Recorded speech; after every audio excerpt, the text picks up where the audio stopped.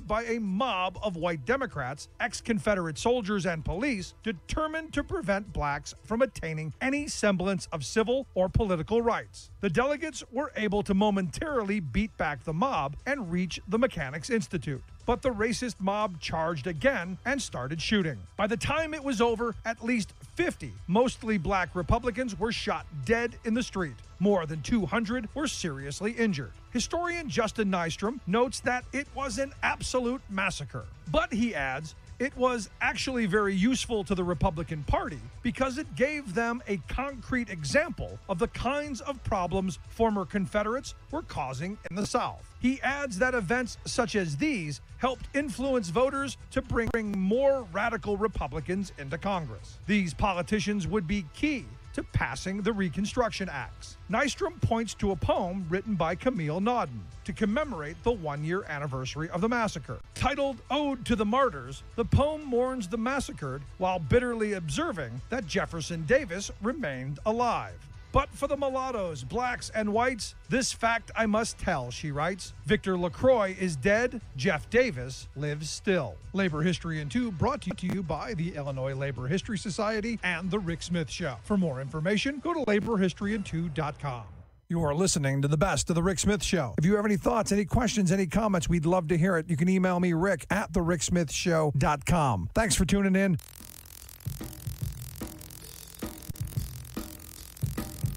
And welcome, brothers, sisters, working class heroes. This is The Rick Smith Show.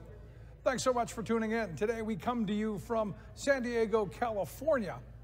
The International Brotherhood of Teamsters have had their public sector conference where they're going to be talking about, well, the attacks that they know are coming once the Supreme Court decides the case Janus versus AFSCME. Now, we've been talking about this for, well, a couple of years now. Before it was Janus, it was the Friedrichs case.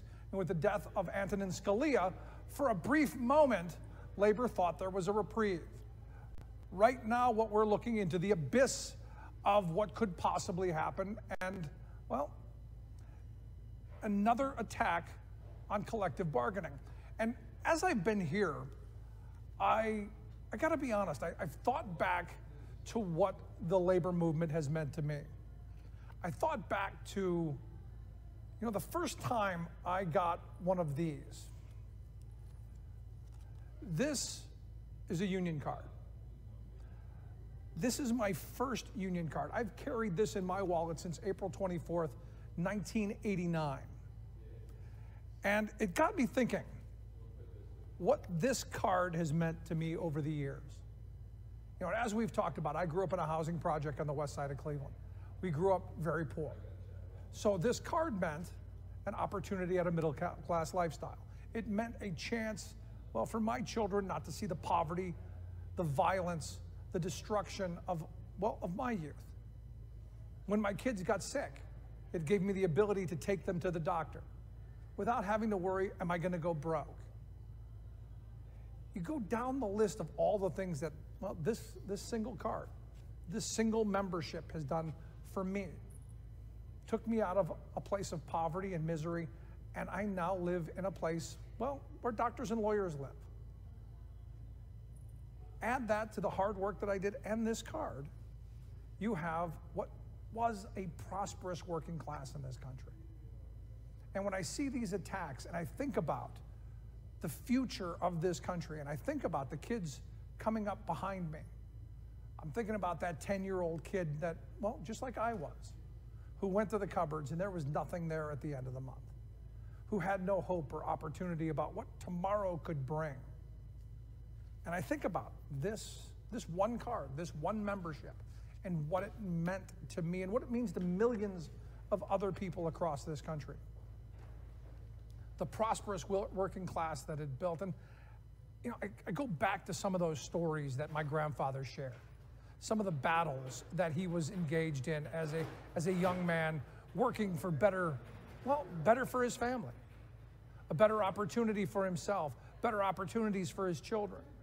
And what we are living through right now is an assault on that legacy, an attack on what they built. And every day, every one of these decisions, every one of these, well, attacks makes that American dream just a little bit further out of reach. The idea of becoming part of the quote-unquote middle class becomes just a little bit harder to achieve.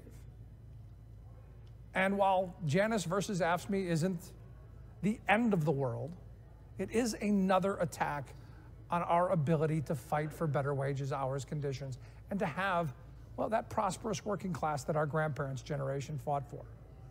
The question that keeps coming to my mind after this, and at this conference that we're at today, is what does labor do? Once this decision happens, what does labor do? We see all this organizing going on all across the country because people are angry. People want change. Will the labor movement be at the front of that?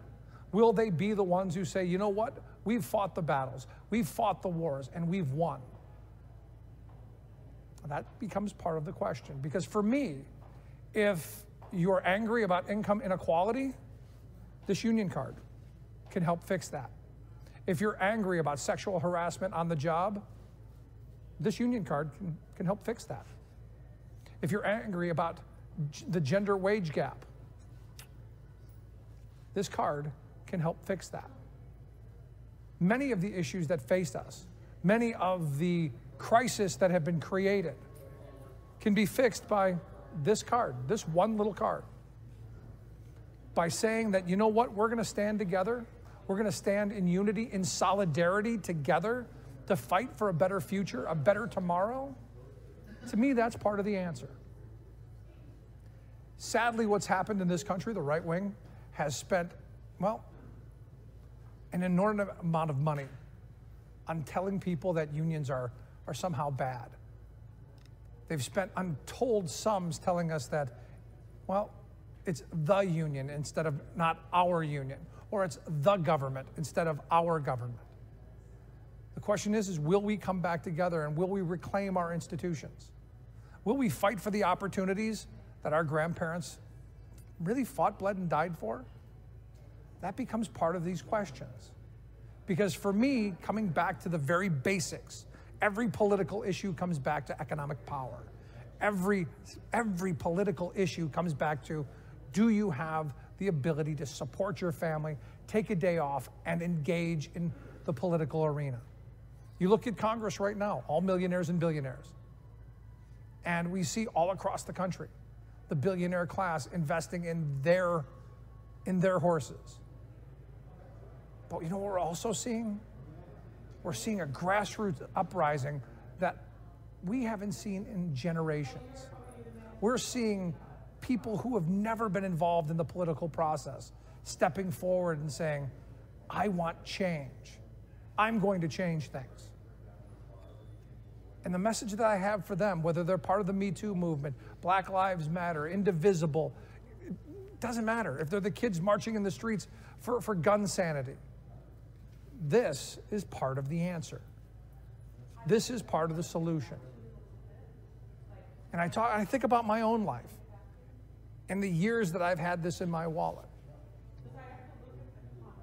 And it's been better. The opportunities have been many. It's just we have to, as a society, come back together around the idea that we deserve decent wages, hours, conditions, that every job has dignity, every job should be respected. And we've believed that before. But sadly, the right wing's done a masterful job. The moneyed interests have done an incredible job of constantly in our ear. I'll give you an example. You know, when we got here to San Diego, my producer and I, spent a little time just relaxing in the hot tub, and we met a wonderful woman and her mother. Turns out this 31-year-old woman had never heard of the Teamsters Union, had no idea what it was, didn't have any idea what labor unions were at all. And you go, how is that possible in this day and age? And to compound my shock and awe and incredulity, and to add to all of that, her mother chimes in that, well, her great uncle was a labor organizer for the rubber workers back in the 30s and 40s. The history has been lost. And to me, that's been done on purpose. You know, I go back to our 2013 labor history tour, where we traveled this country talking about labor's history and watching in places where it's been rewritten and watching in places where it was eviscerated. We need to reclaim that.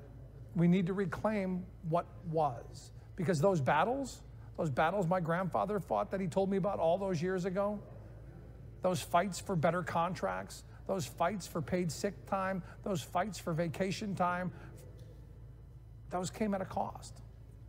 Cost of time, energy, and, well, blood and lives. And sadly, we're at a moment where we may have to fight those battles over again. And what's that saying? If you don't learn from history, you're doomed to repeat it. The question is, how can we learn from history when it's been rewritten? I'd love to hear your thoughts. You can email me, rick@thericksmithshow.com. Share some of your thoughts with me. We will use some of those on the air. We're going to take a quick break. When we come back, Jim Hoffa, president of the International Brotherhood of Teamsters. Right. Welcome back to The Rick Smith Show. Check out our website, thericksmithshow.com. So we're here in beautiful San Diego for the Teamsters Public Sector Convention. I'm sitting here with Jim Hoffa. He is the president of the International Brotherhood of Teamsters. Jim, thanks for taking time for us. Great to see you, Rick. It is great to see this many people come together talking about how we move forward as a country, especially in light of what's coming. This Janus decision is going to be really, I think, really devastating. Well, you're right, and we all know that Janus is coming. They put Gorsuch on there for one reason. He's the Supreme Court judge that replaced Scalia, and he is to the right of Scalia on workers' rights, human rights, everything else. So, you know, we assume the worst, but the union is doing a great job, and our members and our leadership is doing a great job of going out and making sure that people who are pay fee payers are converted to members, you know, Right. to convince them that this is your union, you're getting the benefits, and do all this. So that's kind of what we want to do. And the people, we've already converted thousands of people, but it's a hard job. And other unions, I think, will be affected a little bit more than the Teamsters. We do not have a record of so many fee payers, just the way we're set up. I don't know why it is. I think part of it's the education process. Yeah, and the education process. But AFSCME and SEIU, I think, will be hit a lot more because they have more fee payers. But you know what's fundamentally right? If you tell everybody, you explain this, how can somebody be here and take the benefits that come with it, to take the wages, take the health care, take the holidays, take the pension, take all those things, and have the right to file a grievance? I mean, you know, a guy could get out of the union and file a grievance, and we have to represent them. Well, I don't know. Do we charge them a fee? I mean, they're in a never-never land. And that's what's so fundamentally unfair. We're creating these, you know, basically free riders that are going to be basically riding on all the work that everybody else has done. So it's really unfair. But the Janus case is going to be big. We assume the worst. Everybody in the labor movement's assuming the worst. And we'll deal with it. And the unions will have to deal with it, but it will have an effect. And the one thing they want to do is to basically hurt the big unions like, you know, like the Teamsters and the SEIU, so we have less money. Because money is power. If anybody doesn't believe that, you know, talk to the Koch brothers, talk to those people. Sure. Talk to the Mercers. These are the people that have tremendous amounts of money. These are the people behind the Janus case. The Janus case is not being brought by some guy that doesn't want to pay a fee. It's being funded by the Right to Work Committee. It's being funded by a citizens justice thing that's backed by every billionaire and millionaire in the country because they're anti-union. So this is not about human rights. It's not about workers' rights. It's not about the First Amendment. The Supreme Court has just bastardized the First Amendment. When I went to law school, the First Amendment was about your right to speech, your right to religion, not about, you know, basically be a parasite on the union. And that's how they've converted things. So we've got a tremendous battle on our hands, and we've got to do it. I think we can get it done, but it's going to be a battle. No, and you bring up an interesting point, because I don't think most people understand that how much power the Koch brothers and these billionaires have had over the last 50 years with their state policy networks and all of these euphemistically named think tanks that have come up specifically to do what you're talking about: attack labor rights, attack environmental rights. You go down the list, they've spent our money really well for things that benefit them. It's tremendous out there. If people knew what the Koch brothers, the Mercer brothers, all these billionaires and millionaires that get together in Texas at these ranches, and all they do is plot about how they can put their money to work to basically win elections and do that? The answer is, I always say one thing. They got more money than us, but we got the votes. But We've our problem is, appropriated them. the problem is we've got to get more people to vote. And I see a new enthusiasm that out there. I was just telling a group of people about, I attended our Michigan Teamsters convention. And normally we have 2,500. We had 6,500. There's a genuine new enthusiasm out there. It's very progressive, but we've got to harness that. And I think we're going to win a lot of seats. I mean, look what's coming up right now. The governorship of Illinois, Michigan, my state, Ohio, right now you've got a Republican in there.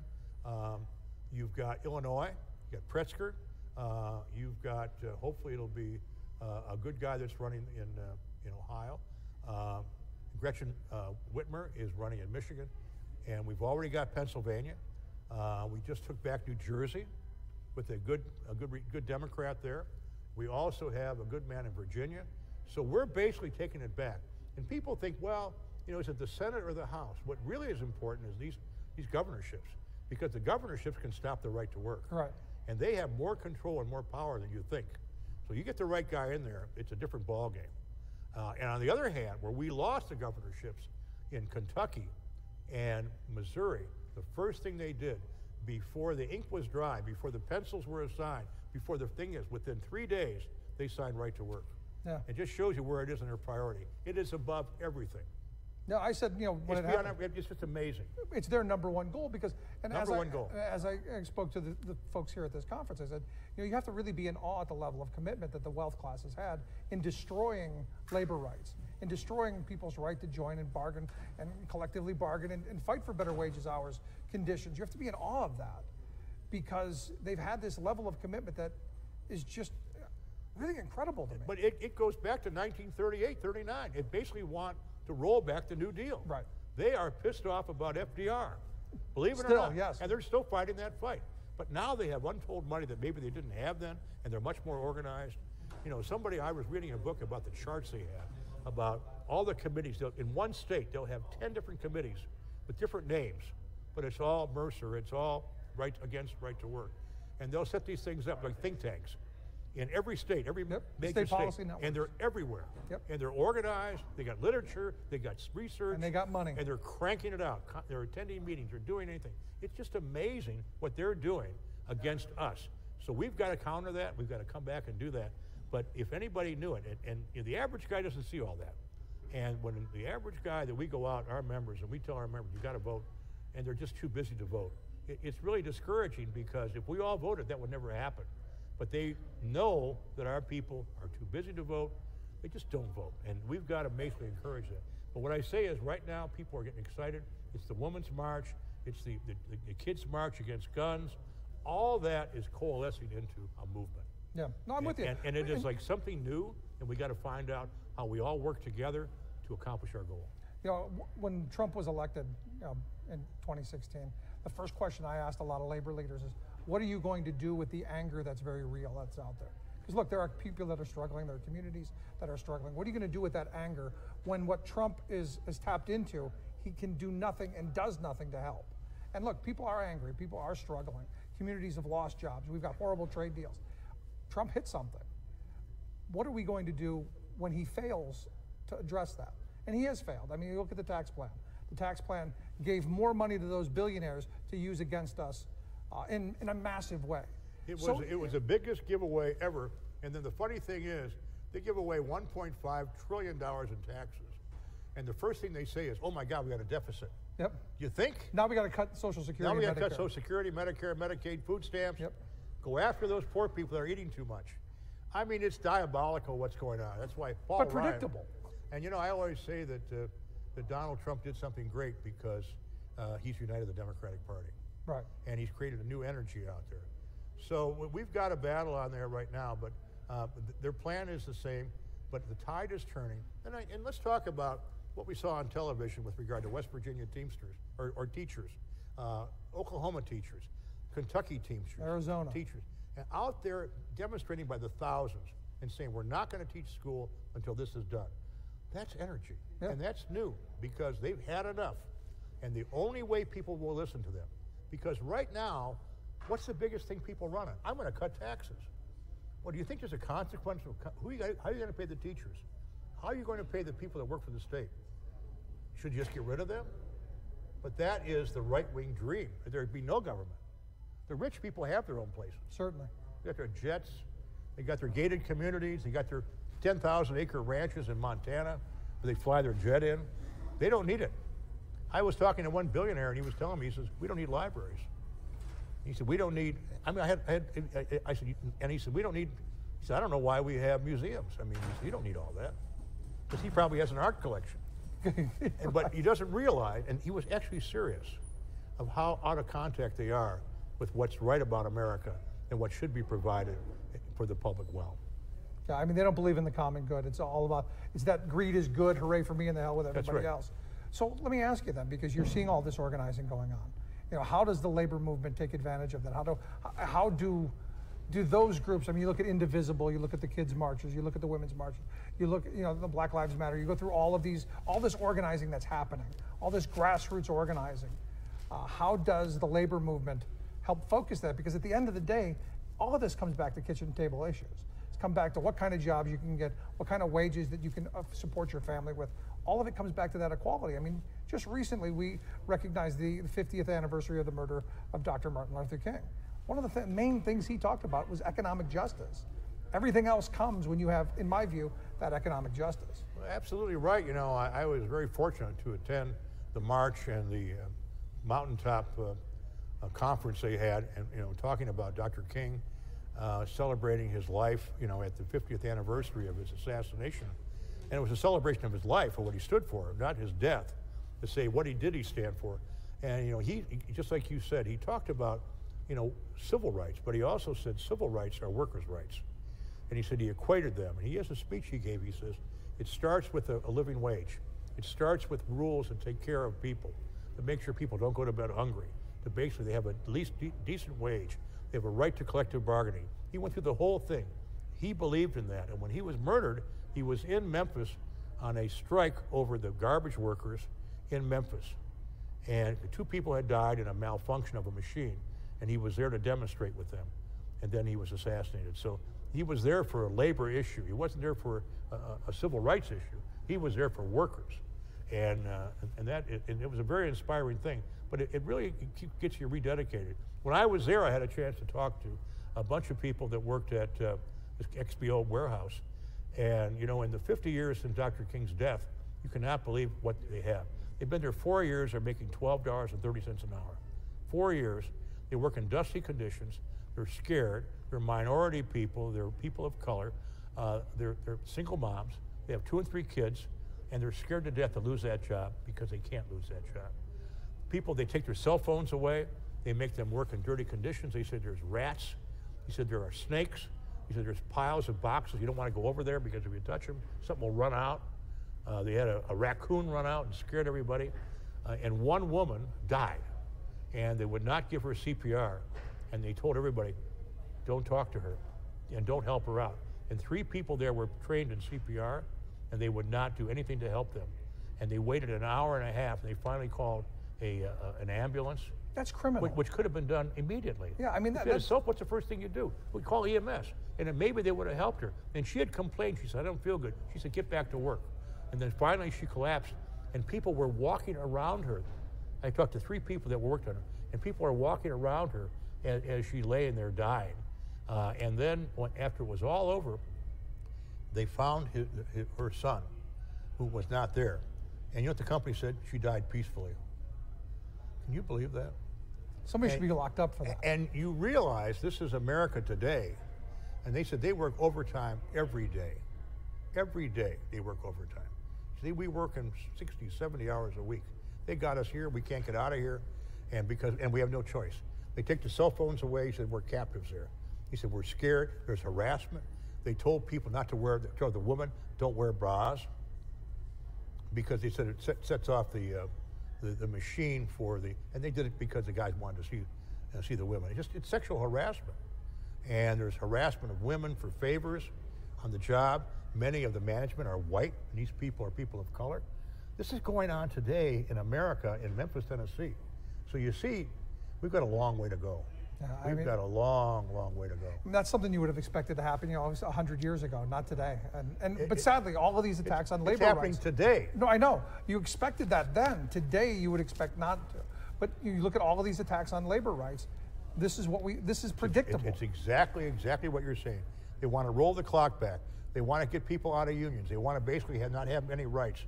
No collective bargaining agreement. We'll take care of you. Well, you'll take care of you all right. No. But we're in a battle. But I'm encouraged. I'm encouraged by this new enthusiasm. It started the day after Trump's inauguration, the Women's March, and it's the Fight for 15. It is Black Lives Matter. It is the Kids March Against Guns. All of this is coalescing into something that is big. And we're starting to see it in elections. We're seeing it in the delegate that are showing up at conventions. There's a new enthusiasm out there. So I think that I made a prediction that this fall that the Democrats will take back the United States House and maybe the Senate. And that's how big this thing is. And this thing playing out with Donald Trump, who knows where that's going? Yeah, I mean, every day it's a drama. It's a circus show. I mean, you just turn it on, and it's just like, what else? What happened today? It's a new surprise. Yeah. The media, just can't handle it. They've never seen this much news coming out. Every day it's a new bombshell. Yeah, I mean, it's incredible. Just how chaotic this administration has been. And the sad thing is people are still struggling. Families still are having a hard time putting food on the table. And people want them to go backwards. They have these things that we always talk about. We have it okay that 40 million people go to bed hungry every night. I believe that. And those are mostly children. Yeah, they're children. The people are looking for a new the only good meal they get is at school, and they want to cut the school lunches. And then they want to get rid of the food stamps, and Trump's idea was to have a bag full of whatever and deliver it to your house, where you come down and pick up this bag, and we'll decide what to put in the bag. Yeah, we've seen that movie before. I mean, I think, is that crazy? Remember Reagan wanted to cut the ketchup or something like that. Ketchup is a vegetable. Yeah, ketchup is a vegetable. So they just don't get it. They're out of contact. And this is why I think you're right. I'm hoping there's this big blue wave that's coming. I'm hoping that all of this activism turns into people actually going and voting, because a second ago you said that people are too busy to vote. I think right now you can't afford to be too busy to vote. And it's getting through, like we were talking about Connor Lamb. He won in a district near Pittsburgh, and that was a Republican district. And he only won by 650. The Teamsters got to work there. Everybody worked hard to get him in. And it was exciting that we took one back. And we also took back with Doug Jones in Alabama, where Trump had won by 30 points. And we were able to eke out a victory there to put a Democratic senator from Alabama. It's amazing. And that's part of what I'm talking about. There are changes going on right now that we can't predict. But the question, how do we harness it? How do we work together? And how do we make it a reality? And the hope is come November, people get out to the polls and vote and move us in the right direction. We've had a little hiccup. Hopefully we head in the right direction. President Hoffa, I appreciate the time. Good to see you. Always great talking with you. Thanks so much for taking time for us. Thank you. We'll take a quick break here from San Diego. We'd love to hear your thoughts. You can email me, rick@thericksmithshow.com. Quick break. Right back.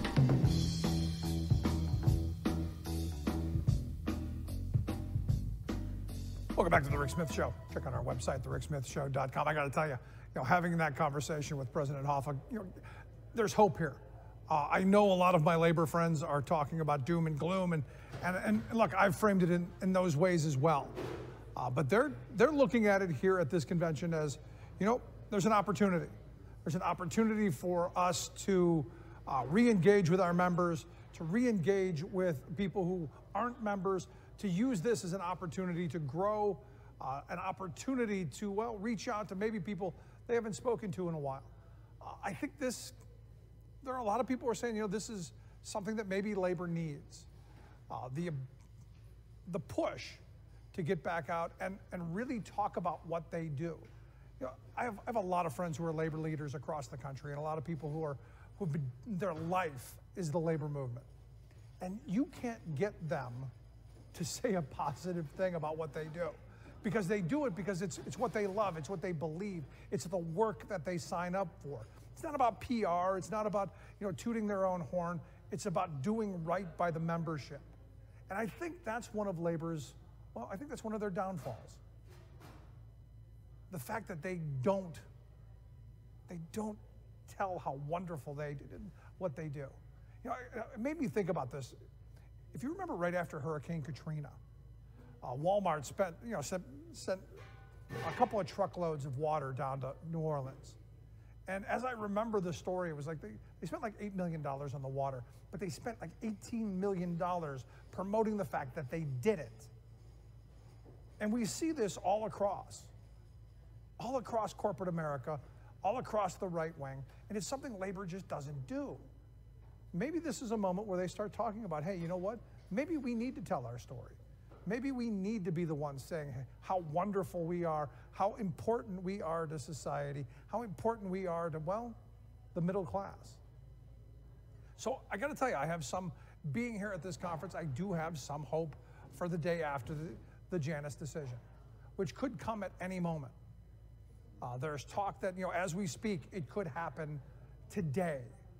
It could happen tomorrow. Because look, the right wing understands November is coming. And the power of the labor movement to help elect sane, rational candidates is there. Janus isn't about free speech. It isn't about the rights of a worker. It has nothing to do with that. It's about power. It's about gutting your political enemy and their power base. It's what it's about. So as quickly as they can ram this through, well, they think they're going to be able to stave off some of their defeats in November. I don't think so. I think the blue wave is coming. I agree with President Hoffa. The blue wave is coming. The question is who do we put in those positions? What policies do we pursue? What agenda do we go after? We're going to take a quick break, and when we come back, Mike Levin's going to be here. He's running for Congress in the 49th Congressional District here in California. A guy I've had on our radio program a number of times, someone who believes in an environmental law, who believes in having clean air and clean water, but also good jobs, good union jobs. Quick break, right back with Mike Levin. Stick around. This is The Rick Smith Show. I'm Rick Smith, and this is Labor History in 2.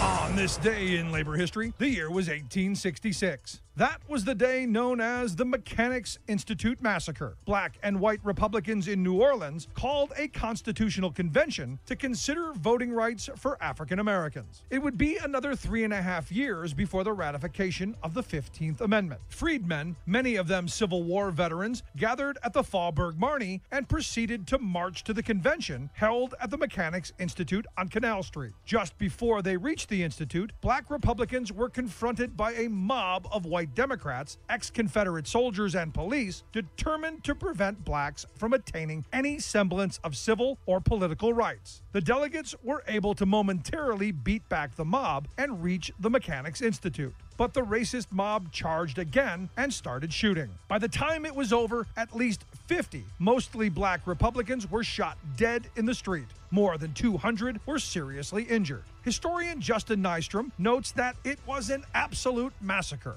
But he adds, it was actually very useful to the Republican Party because it gave them a concrete example of the kinds of problems former Confederates were causing in the South. He adds that events such as these helped influence voters to bring more radical Republicans into Congress. These politicians would be key to passing the Reconstruction Acts. Nystrom points to a poem written by Camille Naudin to commemorate the 1-year anniversary of the massacre. Titled Ode to the Martyrs, the poem mourns the massacred while bitterly observing that Jefferson Davis remained alive.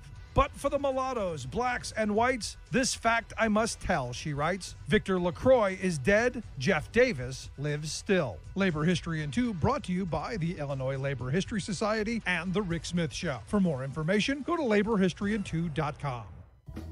Welcome back to The Rick Smith Show. Check out our website, thericksmithshow.com. The blue wave, as President Hoffa talked about, is coming, and I hope it is coming. I hope as November comes around, we see a massive sweeping out of the bums, throw them out, send them to the unemployment line, whatever. But we need to change. The important thing also is, let's not forget, November is important, but primary season is just as important. That's why I've asked Mike Levin to come talk with us. He's running in the 49th Congressional District here in California. You may remember him as the guy who ousted Darrell Issa. Mike, thanks for taking time for us. Thank you, Rick. It's great to be here. It's good to see you. Well, I'll tell you what, we've got a primary election in 48 days, June the 5th. For everybody that's watching and listening in California, it is so important that they get out and vote up and down our state, because if we're going to take the House of Representatives back and ultimately hold this president and this whole Congress accountable, we've got to win these seats in California, and I know our campaign can do it and replace Darrell Issa with a bold progressive that's going to stand up for working people. And we need that not just in California, but all across this country, because, you know, it seems to me that the right wing in this country is just getting crazier and crazier. You know, every time I see somebody like Charlie Dent, who retired, when I see him go, I go, oh no, because he could be replaced by somebody crazier, but there's also an opportunity to replace him with somebody who's pretty good. Well, I think, you know, the Democratic Party historically has been the party of working people, and that's what we need to do this year. We have to make sure that everybody understands that when Donald Trump was running for president, and since he's been the president, his attempts to try to talk about working families, we can see through it.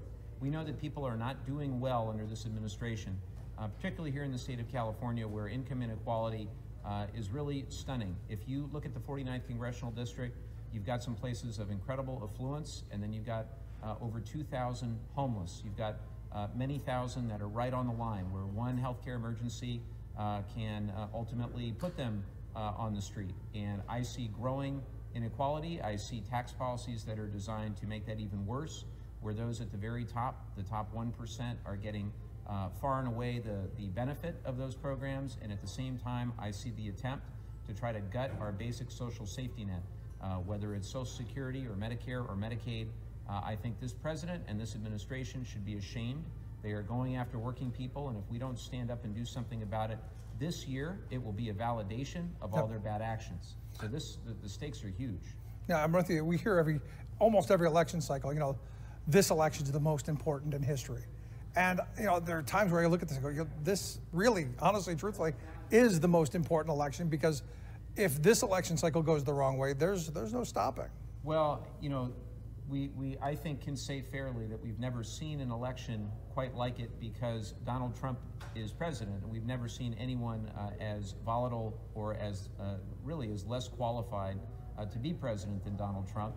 And every morning when I wake up and I see one of his ridiculous tweets, whatever it's about, I'm reminded why I'm doing this. I think for all those new candidates like myself all around the country who are running for the first time. Now, I've been involved in progressive politics for a long, long time. This is my first time actually being on the ballot, actually running. And my wife and I resolved that what good is the education that we've had, the background, the experiences, what good is any of it if we don't stand up right now and do something? And we have two young children, ages 5 and 4, a 5-year-old son or 4-year-old daughter. I very much worry about the future that they're going to inherit. My son and daughter, my son just started at our public elementary school, great little kindergarten. We've got a Secretary of Education that doesn't care about the public school system. We're very fortunate to live near a beautiful coast and beautiful beach, and we've got an Environmental Protection Agency administrator who doesn't care about environmental protection. So I think the stakes are huge, and if we do not repudiate the bad acts of this president and the administration that's enabling him, that constant attack on working families, then we're not going to be able to recover from it. And don't even get me started on immigration policy or any of the other ways that this president is attacking the state of California. And he's attacking the state of California, Rick, because he's bitter and angry that he lost here by 4 million votes. And guess what? He's going to have a massive loss here in November of this year as well. Oh, from your lips. But, you know, you look at this, and again, you brought up basically the Trump effect of bringing in people who are unqualified, who don't believe government can do anything, and are actively seeking to destroy what government can do. And it appears to me, in looking at some of the people who are running in congressional districts on the Republican side, that kind of know-nothingism, that kind of hatred of government and of institution has permeated the Republican Party, and is really, honestly and truthfully, destroying this country. And I don't say that lightly, because I don't want to believe the other side's an enemy. But I look at their policies, I look at what they've done, you know, judge them by their actions. And that puts me in this position that I don't like, to be honest. Well, when I see the Republicans in this race talking about Donald Trump in a positive way, I don't think that they can represent the state of California and embrace Donald Trump. I don't think that you can have it both ways, because this president and this administration have been engaged in every level you can think of in a policy war against our state. Right. Whether it's the environment, whether it's taxes, whether it's immigration. And I know that our country is better than that. And I know that California in particular is better than that, because we are a state where immigrants make up a huge part of our economy and our culture, and we respect and appreciate people regardless of their country of origin, their race, their religion, their gender identity. California is a wonderful place because of our diversity. It's not failing? All I keep hearing is Devin Nunes is telling me it's failing. It's terrible here, Mike. It's horrible. Don't believe the lies. You know, we have one of the best growing economies in the entire country. And when you look at how we're growing that economy, we're doing it the right way with great jobs in renewable energy. And I'm so proud of all the work we're doing in solar and in wind. You know, the fastest growing job in the United States right now is solar photovoltaic installer. And I'm a clean energy advocate by background. I've been involved in clean energy nonprofits and clean energy companies. And I was very content with that work until Donald Trump started running for president. When I felt, and that was all in jeopardy, right? Absolutely. So that would be your mission then? I mean, because every candidate I talk to, I go, you know, what is it? What's the passion? What wakes you up in the morning and goes, this is why I do this? Because look, running for election, this isn't easy stuff. I mean, it's time away from the family, it's constant meetings, it's constantly talking to people. You know, so is this the passion? Well, I think it is. You know, for me, the sacrifices that I am making now, they really pale in comparison to the sacrifices of my grandparents and my parents.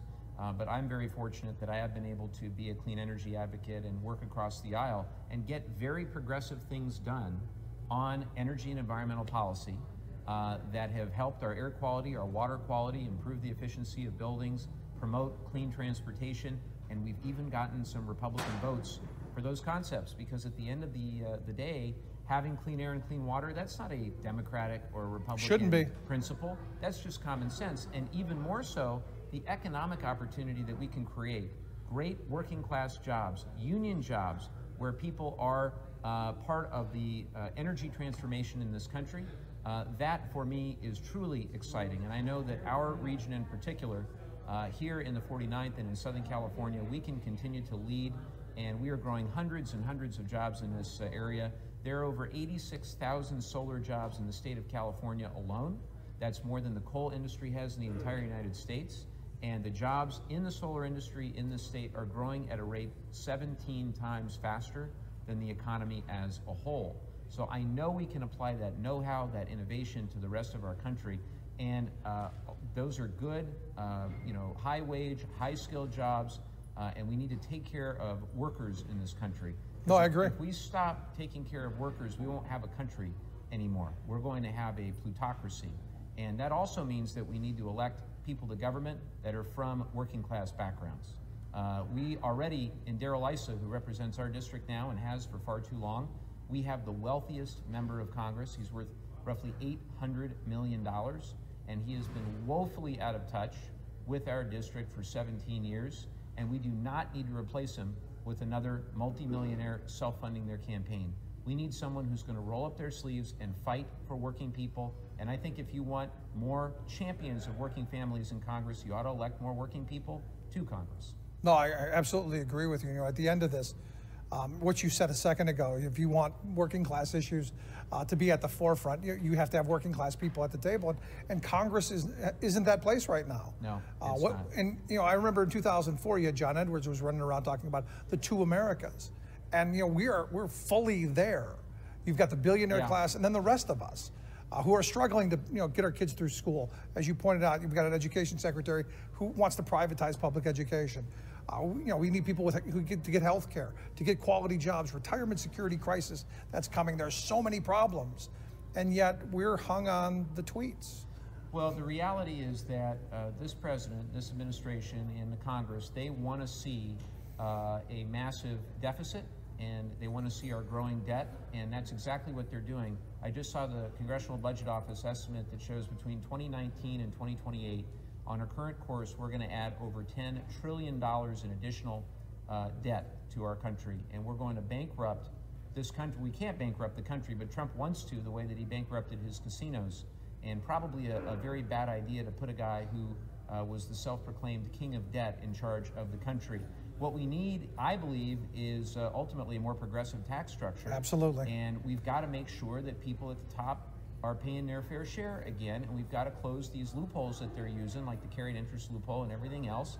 And I like the Buffett rule, where Warren Buffett said that his secretary should not be paying a lower, or he should not be paying a lower marginal tax rate than his secretary. And I think we need to have the same tax rates that we had when Reagan was president. Wouldn't be that bad of an idea. People were doing okay. They're making plenty of money. And oh, by the way, we didn't have crumbling infrastructure. We had a lot more to be proud of then than today. But unfortunately, Reagan and then Republican administrations since have created a growing wage and income gap. And if you want a balanced budget, elect a Democrat as president. There you go. I'm with you on that. And in the Congress, and both in the House and the Senate. And you're right on the tax code front, and I've been saying this for years. We need to go back to the tax code of a good socialist president like Dwight David Eisenhower. There you go. Because, we took that money that billionaires paid in taxes, and they did pay a little bit more, and we did build the national highway system. Absolutely. So what you didn't have is you didn't have a bunch of billionaires who had unlimited sums of money to attack people like you and attack our political system. Well, I mean, I understand in your district, I know there's a billionaire's granddaughter who I guess needs a job, needs a hobby. You'll have to ask her. I don't know, but it seems weird to me that it's now politics seems to be the polo of the rich. Well, I'm really proud of the way we've built our campaign. We've had over 15,000 people contribute less than $100 a person. We've raised over $1.5 million, which in California is the most raised by individual contributions of any candidate Good for you. running. And the reality is we will be outspent 2 to 1, 3 to 1, it's hard to say, both by self-funders and by super PACs. And at the end of the day, I believe that a message that ultimately is by and for the grassroots will prevail. I'm really encouraged by the amount of young people that we have working on the campaign, and I know our direct voter contact is second to none in terms of how many doors we've knocked and how many calls we've made. But now, ultimately, we've got to have those resources to be able to keep our message out there. The San Diego and Orange County media markets are extremely expensive, and you've got 2 self-funding multimillionaires that are on TV trying to promote their name and ultimately trying to catch up with the candidates that are more grassroots and populist in nature, and that's really what's happening. Yeah. And then you got the Republicans on the other side who are, some of them are running towards Trump, some of them are trying to run away from Trump. At the end of the day, I think you can't be for Trump and be for California both. And the 2 front runners on the Republican side, both of them have A ratings with the NRA. They have F ratings with the League of Conservation Voters. They've never seen any tax policy for working families that they've supported. They've always been for the big bucks and for the special interests and the big corporations. And so there'll be a continuation of Darrell Iss's policies, and we've got to do better than that. Yeah, I'm right there with you. So last line of question, because I have to ask it, because you look at right now, I'm at a conference here where they're figuring out what they're going to do in the post-Janus world, the Supreme Court case that's going through, that's just going to unfortunately decimate public sector unions in a number of states. As a congressman, how do we push back against those kind of anti-worker policies? How do we push back against the entire no rights at work agenda that we see being pushed by the Koch brothers and their moneyed interests? Well, I just got a questionnaire in our mailbox and campaign from the National Right to Work group, and I tore it up and threw it in the recycle bin. And I think that, unfortunately, what we're seeing is an attack on working people from the judicial system, but also from all branches of government, all agencies in government. There is a belief that privatization is going to magnificently solve and miraculously solve all of our problems overnight. And unfortunately, the Supreme Court is what it is right now. I mean, we're not going to be able, unless we elect a Democratic president in 2020, to reverse the damage that could potentially be done. And goodness knows that there's another conservative justice that's put in place, and it's a 6-3 court. Things are going to get worse before they're going to get better. I also worry about what's happening at the federal judicial level with the federal judges that have been appointed by this president.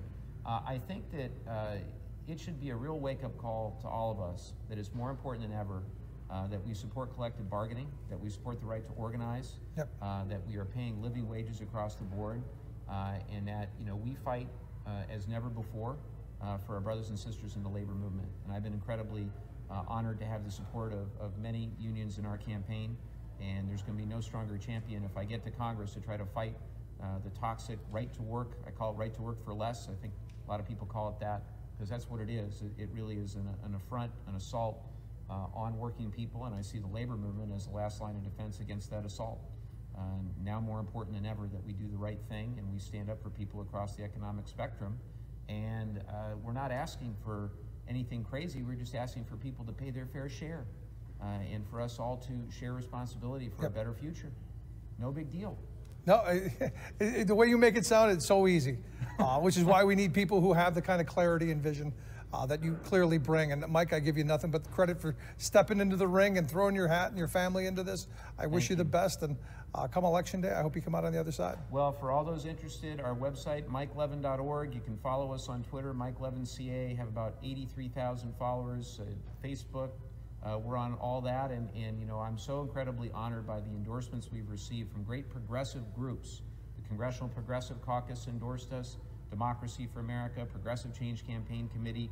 Those are really the organizations that make things happen.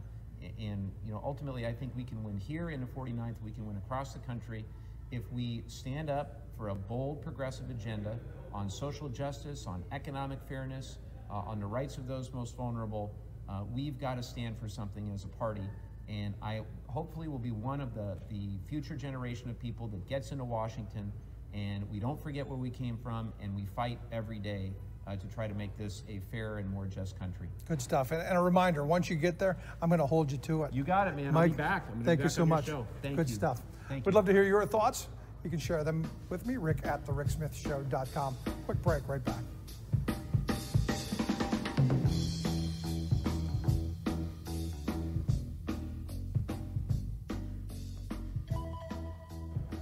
Welcome back to The Rick Smith Show. Check out our website, thericksmithshow.com.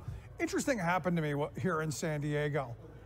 We were in the hot tub on the first night we got here, and we met this 31-year-old woman and her mother, who were just wonderful people. And this woman shared her story with us. There's a woman who went to college, got a bachelor's degree, went back, got an associate's degree to pursue a new career, and now working on a master's degree, and yet struggling to make ends meet. Had to move back home with mom and dad to be able to start her career. And you go, you would think that with all of the education that she has, a job would be, well, no problem, especially a living wage job with all of that education.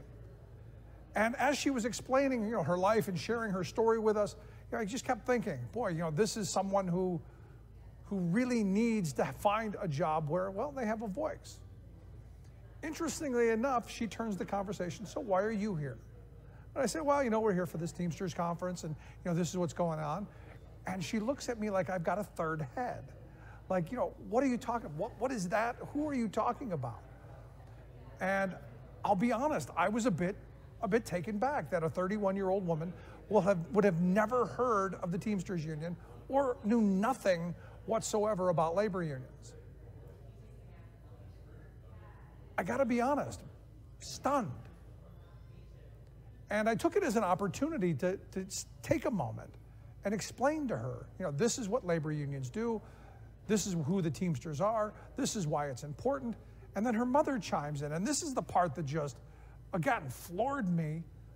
Turns out this woman, the mother's uncle, was an organizer for the rubber workers back in the 1930s and 40s. One of the most radical, militant unions in the history of the U.S. labor movement.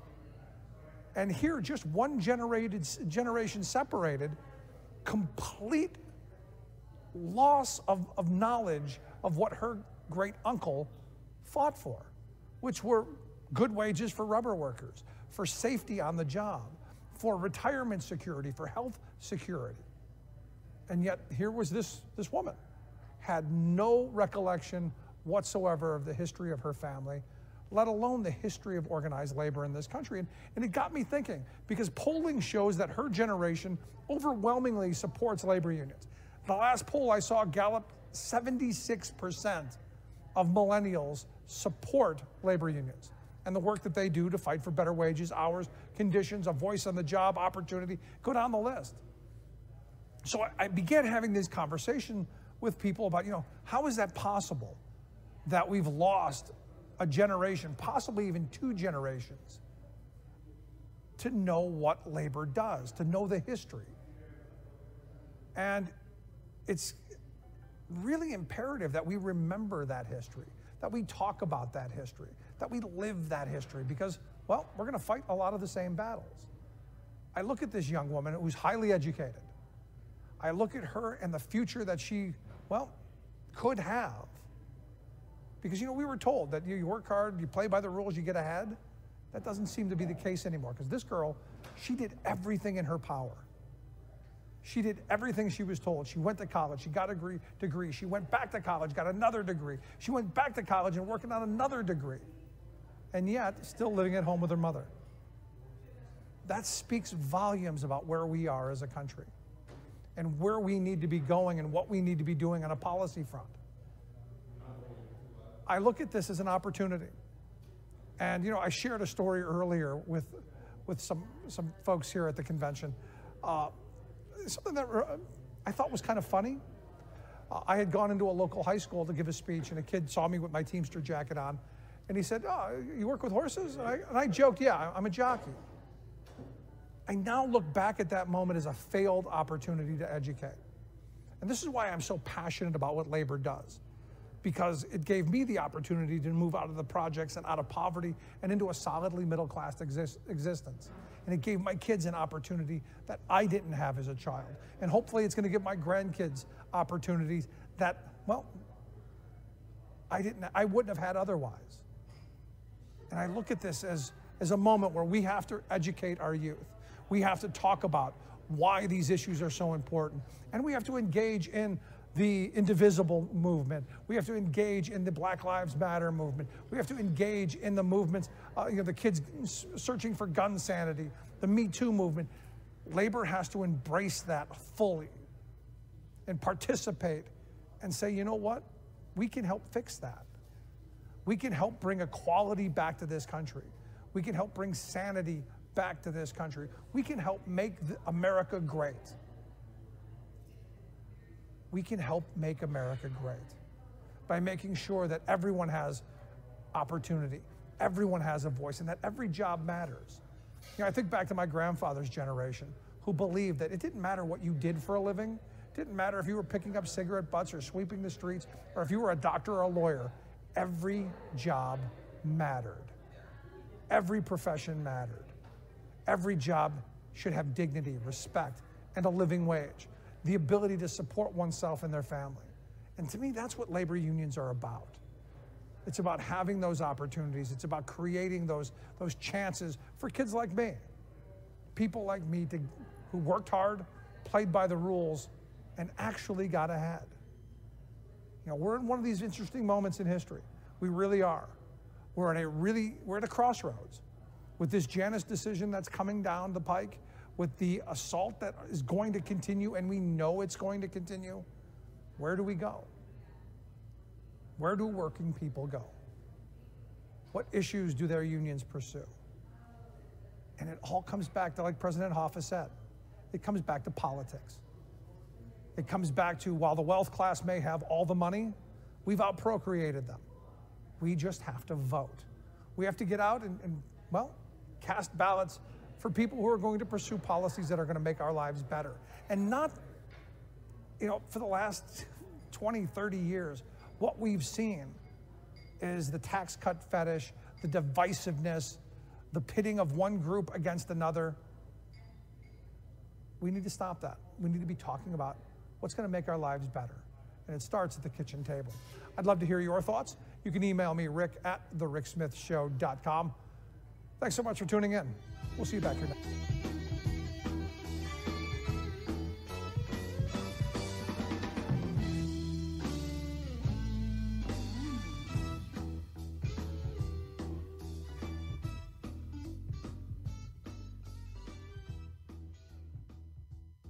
I'm Rick Smith, and this is Labor History in 2.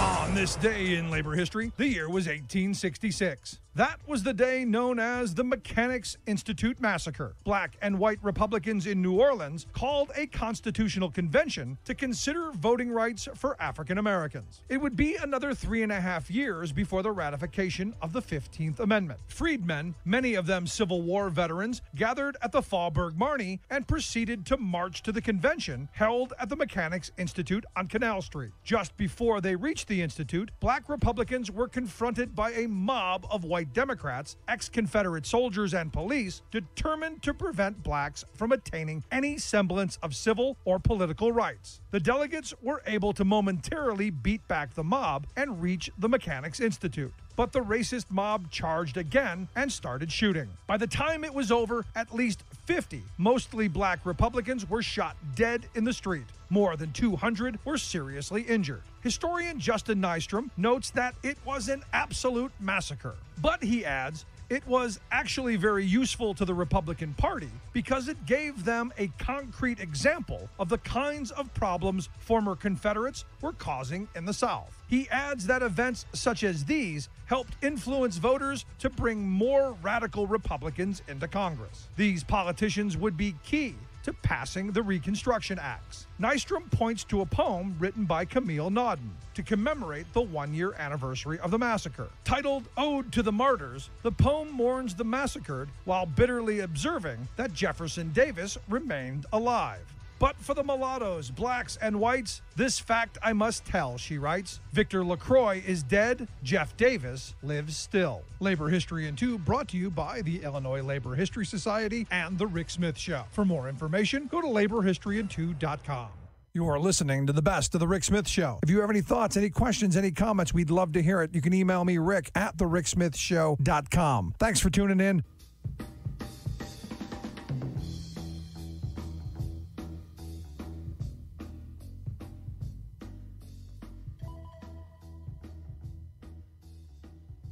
And welcome, brothers, sisters, working class heroes. This is The Rick Smith Show. Thanks so much for tuning in. Today on the big program, lots to get to, lots to talk about. Donald Trump. How did we get Donald Trump in the White House? How did we end up with insanity in our government from top to bottom? You look at all across the country. There are teachers in the streets. There is chaos going on. And I would argue it's because, well, the Republicans have lost their mind. To me, it seems almost that simple. And, I've had a lot of people ask me, how did we get here? How did we get Donald Trump in the White House? And, it just didn't happen by itself. I say he's the first talk radio president because, look, he runs the White House as a shock jock would run his afternoon drive talk radio program. It's exactly what he does. And I would argue we've trained a generation. If you look at his supporters, we've trained that generation to be taken by that kind of behavior. And what 20 years ago would have been just unacceptable on every level, today almost seems the norm, given what we see on the internet, given what we see with the outrageous, the outlandish, and, well, the out-of-minded. And you go, when did it go wrong? And there's a lot of points in history. I mean, we can go back to the Powell memo and the beginning of the right wing to try and build infrastructure like the Heritage Foundation and the American Legislative Exchange Council and all of these think tanks that have popped up, the State Policy Network that has popped up because of the Koch money. And all of this stuff you could look to and go, yeah, that. You can look to the firing of the Patco workers by Reagan. You can look to a whole bunch of moments. The contract on America with Newt Gingrich and those bunch of radicals. But even today, as far out as Gingrich was back then, he's unelectable today. Because sadly, he's not even crazy enough to get elected in the party that he helped to create. And as I was thinking about today's program, I was remembering the 2004 election. And for me, the Republican Party went completely off the deep end in 2004 defending George W. Bush. The 2000 election was, it was contested. as you would expect any contest to be. But it was 2004, in my view, when it got really ugly. And I still remember, and this is one of those things that, you think back and you go, how is it possible that even happened? But I remember the Purple Heart Band-Aids. I remember all the people running around with the little Purple Heart Band-Aids saying that John Kerry had just gotten a scratch, and how we were taking someone who was a war hero, someone who received numerous Purple Hearts, 3 I believe it was, and we've degraded that down to just a Band-Aid, a little scratch. Anyone could get one. And it was at that moment where I think the Republican Party lost their way. And it was only deeper into the muck after that. And I look at this and I go, could you have imagined, 10 years ago, 20 years ago, how extreme the Republican Party is right now? And I guess, yes, given that moment in history, the Purple Heart Band-Aids, given that, yes. And is there hope for them? And, I keep coming back to what made me start doing this radio program back in 2005. It's been almost 13 years. Now, I had moved to a new area, and it was culture shock for me. I had come from, fairly metropolitan area. I grew up in Cleveland. I moved to Allentown, Pennsylvania. It was fairly like a city, a nice suburb area. And I moved to a more rural area in the center of Pennsylvania. And it was culture shock because a lot of people still fighting the Civil War here, because the first 5 people I met were all Civil War reenactors. And they were all, the South is going to rise again. And one guy was a Civil War enactor, and I didn't get that. He actually thought you could change the ending. And I remember thinking, wow, this is major culture shock. I didn't know people thought like this. And so I began talking with as many people as I could to try and get their stories. And the guy who lived across from us for a while, he has since passed on, was a great guy. Honestly, truthfully, I was away for a weekend. It snowed. He came over and he plowed our driveway without even asking, because he knew my wife was home alone. That's the kind of guy he was. He was a good community guy, a decent person, until you started talking politics. Now, here is a guy who bought his house with a VA loan, he got education through the GI Bill. He was on Social Security, Medicare. His wife was on Social Security disability. He retired with a union pension. And you go, and I'm sure there's a bunch of other New Deal era programs that he benefited from that he just didn't even know existed. And yet here he was driving around with his car with a bumper sticker saying, work hard, play by the rules, and piss off a liberal.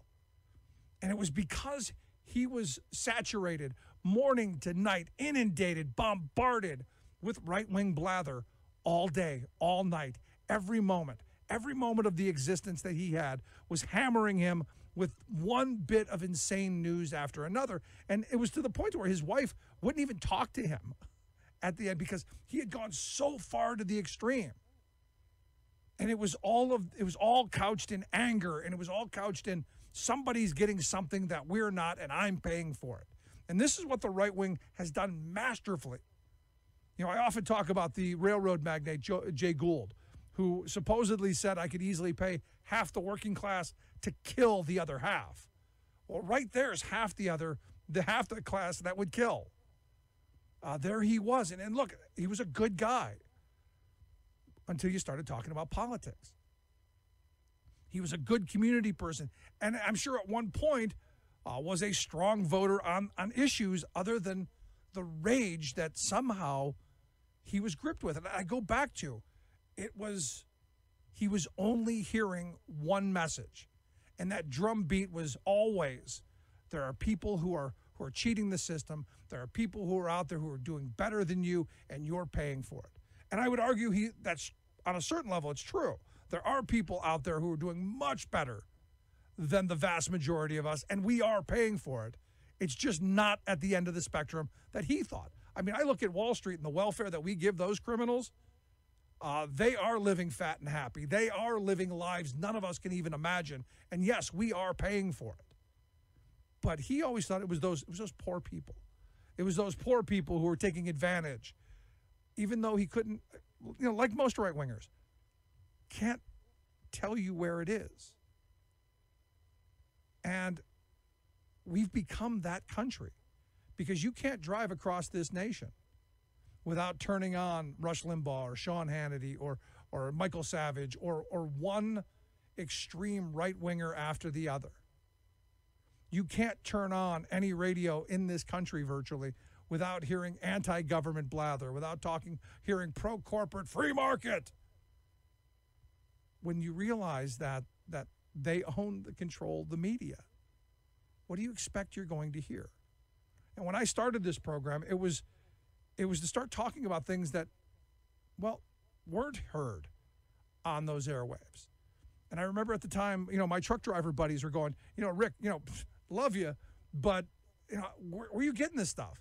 That's not what I heard on this one. That's not what I heard on this place. And you go, no, this is fact-based. This is how things used to be done. And I go back to remembering how it all started. I remember back in the early 90s, all of the people who would come to the lunchroom and they would regurgitate Rush Limbaugh talking points without actually thinking about what they were saying. I'll never forget the day a union brother came in and said, you know what, Rick? We'd make more money here if it weren't for the union. And it literally stopped me in my tracks. And I said, where in society do you find that? What gives you the thought that that's accurate? Well, it came out. Rush said it. And I go, well, okay, just because he said it doesn't mean it's true. Just like everything you read on the internet isn't true. Everything that comes out of a right-wing talking head's mouth isn't true. Doesn't mean it's absolute gospel. And so I quizzed him on it. I go, okay, well, tell me where that is. And if that's the case, why aren't you there?